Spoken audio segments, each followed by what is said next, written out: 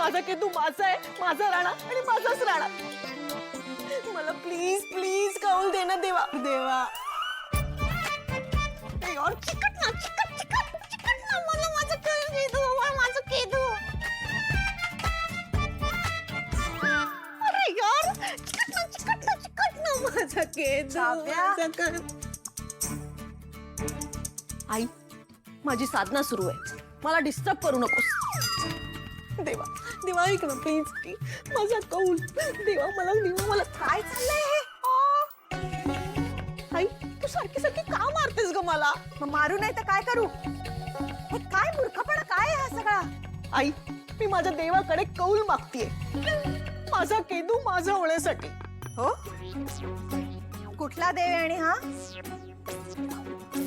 माझा केदू, माझा केदू भगवान, माझा पती परमेश्वर.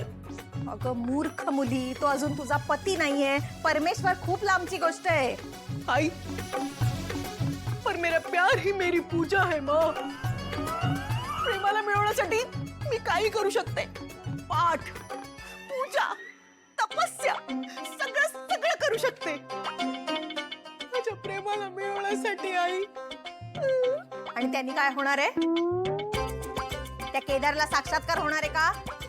फक्त हीच हीच एक आशा बाकी होती.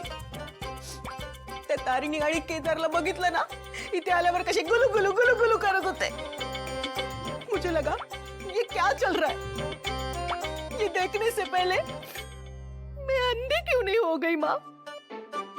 किंवा किंवा हे माझे दोन डोळे एका अंध माणसाला मी दान का केले नाही? अगं काय करू ग मी तुझं? तू माझी मुलगी नसतीस ना तर दोन सणसणीत लगावून दिल्या असत्या. तू एक काम कर ना, इथे हे भिंतीसमोर प्रार्थना करण्यापेक्षा ना त्या भिंतीवर डोकं आपट. बघूयात त्याने तरी अक्कल येते का थोडी. मी काही करायला गेले की तू मला असंच बोलतेस. असं का करतेस गाई तू? त्या तारिणीनी माझ्या हार्टचे 2 तुकडे केलेत, आता तू माझ्या डोक्याचे 2 तुकडे कर. काव्या, मला एवढंच सांग, तुला केदारशी लग्न करायचंय का नाही? त्या खांडेकरांच्या घरात सून म्हणून जायचंय ना? हो. मग हे काय चाललंय सगळं? ही नाणी चिकटवत बसून काही होणार आहे का? त्या केदारच्या जवळ जायचा प्रयत्न कर. म्हणजे तुला काही सांगणं म्हणजे ना गाढवासमोर गीता वाचल्यासारखं आहे. तू ही सगळी नाटकं बंद कर आणि त्या केदारच्या जवळ जायचा प्रयत्न कर. कळतंय? म्हणजे खांडेकरांच्या घरात जायचंय?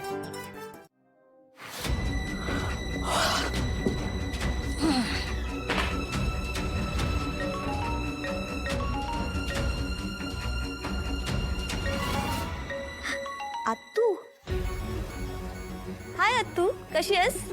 हॅलो. अगं मी मस्त आहे बाळा, तू कशी आहेस? मी मस्त आराम करते. वा वा वा. आणि घरचे सगळे कसे आहेत? युवराजराव सगळे छान आहेत. युवराज आत्ताच बाहेर गेलाय काहीतरी कामासाठी. अच्छा, हो का?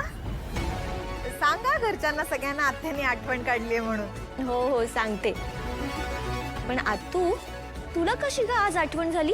अगं मला म्हणजे काव्याला आठवण आली आहे तुझी. तिच्या स्वप्नात आली होतीस तू काल रात्री. स्वप्नात? मग काय, सकाळी उठल्यापासून नुसतं निशी निशी निशी. निशी कशी असेल, निशी काय करत असेल, तिला करमत असेल की नाही, सारखी तुझी आठवण काढते. मी म्हटलं बाई खांडेकरांची सून आहे ती, आता आरामात राणीसारखी राहत असेल, आपल्याला काळजी करायची काही गरज नाही. पण नाही, सारखं निशी निशी चाललंय तिचं. ओ सो स्वीट. अत्तू, दे ना तिला फोन, मी बोलते तिच्याशी. अगं बोलून काय होणार आहे, हट्ट धरून बसली आहे भेटायला यायचं तुला म्हणून. आज? हो, म्हणजे आम्ही असं यायचं म्हणत होतो, पण तू कामात असेल तर राहू दे. म्हणजे काम असेल तर राहू दे ग. शेवटी सासर आहे मुलीचं, असं कसं यायचं ना. नाही नाही, काम कसलं, मी इथे मस्त आराम करत असते. अत्तू, इथे ना प्रत्येक कामासाठी नोकर आहे, अगदी कपड्यासाठी, भांड्यांसाठी, स्वच्छतेसाठी, सगळ्यासाठी. अगं मी कपडे धुवायला टाकले ना की कपडे धुवूनच नाही, इस्त्री करून घडी करून माझ्या हातात येतात. रूम मध्ये जरा पसारा झालाय असं वाटलं ना की फक्त एक आवाज द्यायचा, रूम स्वच्छ. मला काहीच करावं लागत नाही. तिथे कसं तारिणी होती सेम. हो ना. आता तारिणी तिकडे गेल्यापासून सगळ्या कामाचा भार माझ्यावर पडलाय. हो ना.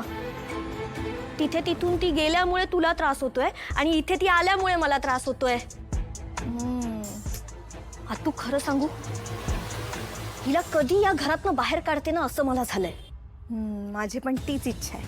तुला इथून तिला बाहेर काढायचंय का? अगं हा, म्हणजे ती इथे आली की कसं माझ्यावरचा कामावरचा भार कमी होईल ना ग, म्हणून. हा हो बरोबर आहे. ए आतू, तुला जर काही पॉसिबल असेल तर प्लीज काहीतरी कर आणि तिला इथून घेऊन जा.